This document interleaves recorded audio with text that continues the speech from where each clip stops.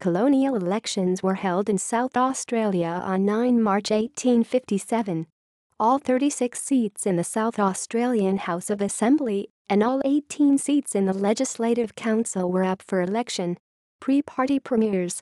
No parties or solid groupings would be formed until after the 1890 election, which resulted in frequent changes of the Premier of South Australia.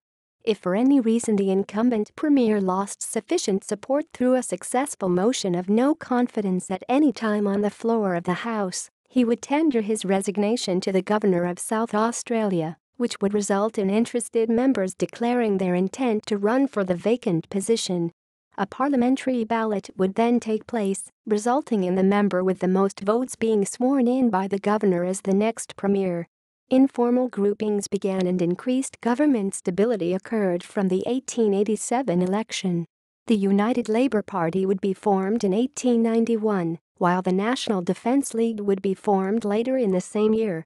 The first 6 governors of South Australia oversaw governance from proclamation in 1836 until self-government, and an elected bicameral Parliament of South Australia was enacted in the year prior to the inaugural 1857 election.